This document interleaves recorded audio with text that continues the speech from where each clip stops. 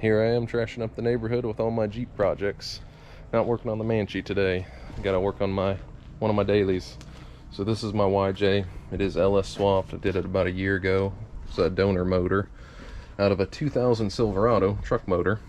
So put it in, been running like a champ. Now we got a little bit of a weep on my water pump there, so I'm gonna go ahead and change that out. So this will be beneficial to anyone that has, well, a 2000 Chevy truck or any of the LS platforms that has a bad water pump. So we're going to go over that and get it knocked out. While I'm at it, I'm probably going to change out the heater core and upgrade the blower motor on this. So stick around. So first thing, a little bit of safety. Make sure whenever you're doing this, the radiator has cooled down. You don't want to dump a bunch of hot fluid on you, or well, you don't want to dump fluid on the driveway or in the environment anyways too. So try to keep what you got. Make sure you got adequate time for the coolant to cool down, and then pull the cap and drain your radiator. So mine is an aftermarket aluminum radiator. This is actually a Amazon eBay special radiator. Nothing fancy about it. One of the cheaper ones that I could find. And it is, like I said, the inline 6 radiator that I'm still using for that 5.3 LS. So those of you that are curious, it's been working fine. Like I said, I've had it for about a year now. Gone through a summer. I'll take it back. I finished up the end of the previous summer, so 2 summers on it, and it's still rocking and rolling. No issues overheating. So buy it. It's been a great radiator. So, and also I'm using a Volvo 2-speed fan for cooling. So I've got that where the computer will kick on at 195, kicks on the first stage, and then right around 205, it'll kick on second stage, which I do hear that every now and then in the summertime, but it's very rarely that happens. That's draining really slow. That's better. Well, looks like I could use antifreeze in my water mixture. Looks like I'd say more water than I do antifreeze. It's a good thing I'm changing this out before winter hits. So first up, I need to take off my intake. Just get that out of the way to give me some room. This is 5/16. So let's take that out. I think I'm just going to try to push that to the side. Put my air sensor there. Then I have my upper hose, 5/16 as well.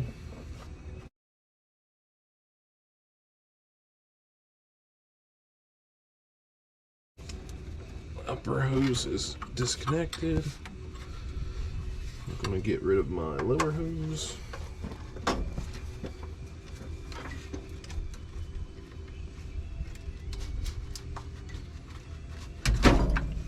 And then heater hoses.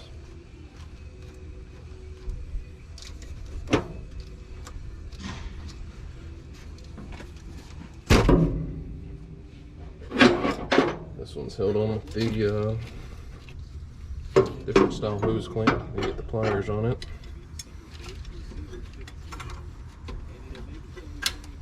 Guy just threw this together. I don't know who the hell put this engine swap in. Just use what you got. Hose clamps here, crimp connector here.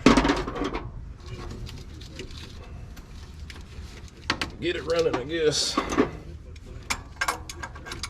Break that free. Alright, so we're good. Hoses are gone. Next thing, loosen this up, which should be a 15 millimeter. Take her belt off.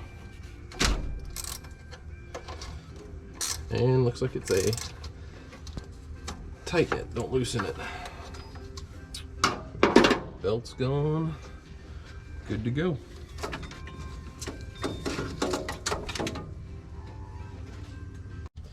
So the tensioner itself, like I said, righty-tighty to loosen it. 15 millimeter.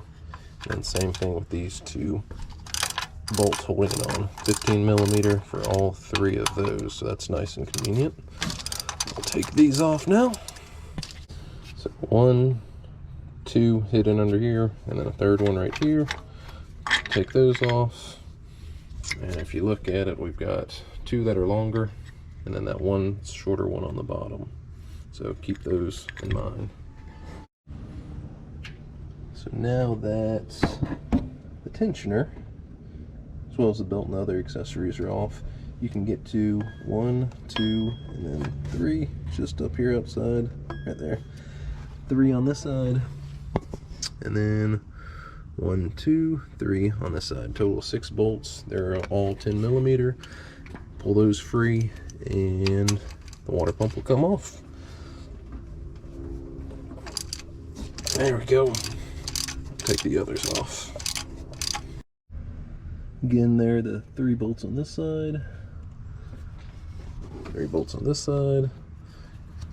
Get the rest of this out, and then should break free and be finished. There we go. Get that out the way. All right, got it.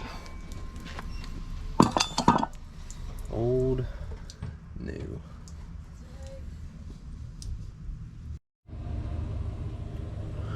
This is always my least favorite part of this job. So now you got to clean up the mating surface and pull off all the old gaskets, scrape it off. I'm going to use this flat blade and then a little plastic scraper as well too. But you got to clean off both of those ports, and then of course the new water pump housing's clean. So remove that gasket and get to it.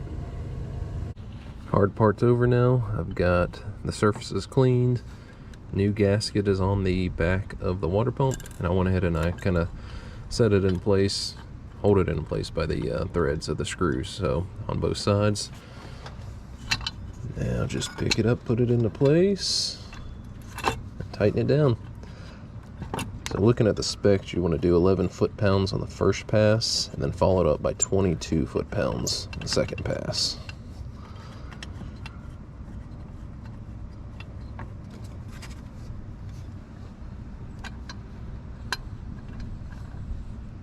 Bolted up, torqued with my calibrated wrench, 22 foot-pounds, check. And now I'm going to hook up the lower hoses, get those done first since they're kind of a little bit more difficult to get to. I'm going to do that before I put the tensioner on.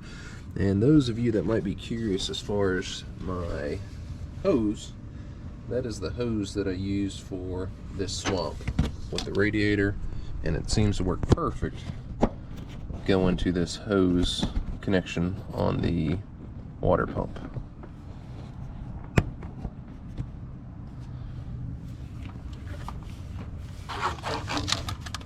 See, it just plops right into there. I'm gonna get that wire out of the way. It's like it was made for it. All I ended up doing is just getting my sizes that I needed, and then ran to AutoZone and just picked a bunch of hoses that looked like they would match my application. And I found this one, and like I said, it looks almost ideal. Gonna see how it's routed down there.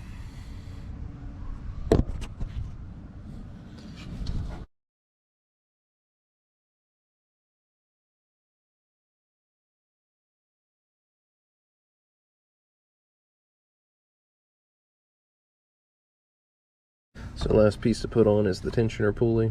I do have a little tiny bit of play on it, and it doesn't rotate super smooth, so I've already ordered a new one. I'll have that online coming my way. But what I did want to point out is notice that this bolt that goes in right here is shorter than the other two, so make sure that that does line up.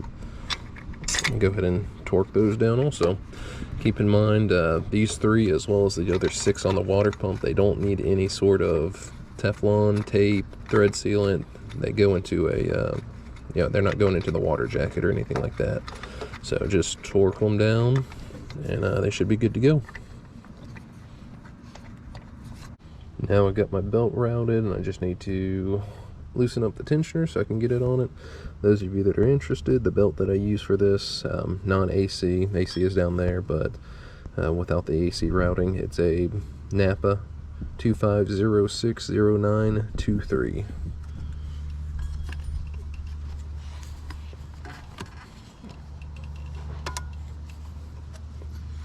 Alright, we're all on.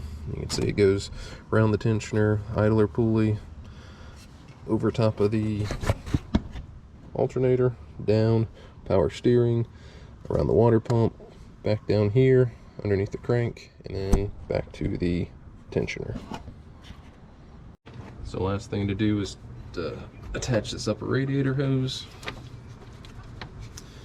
And as far as hose selection went, whenever I was doing my swap, is I went to the auto parts store, got my inlet and my outlet sizes, and then I took a coat hanger and basically kind of formed it to the route that I wanted to go.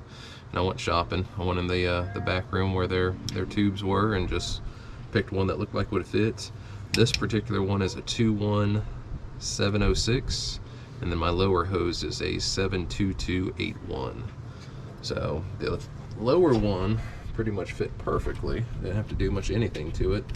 This upper one here, you can see in the middle, I did purchase that adapter where I can tie in my steam ports coming off the top of the heads. So that's what this tube is for. Feed the steam ports into there. With this being up higher than what the heads are, it goes into this upper radiator hose, and I don't need a surge tank like some of the Camaros and other F-bodies need. About all that's left to do is start it up, fill it up with some water. I used distilled water. That's not to get all the minerals in it. So I've already topped it off the majority of the way. Crank this thing up. There she is, purring away. So, and of course check for leaks, check all your hose connections and whatnot. I usually run it a little bit, make sure the thermostat opens up, top it off again, let it cool down completely, open up the cap, fill it up again, make sure you get all the air out of the system. With those steam ports active, it's pretty efficient about getting rid of all the air and steam out of it, so just do it a couple cycles. But it looks like we are good. Initial inspection. We'll give it some time, make sure nothing else shows up. So, until next time, guys.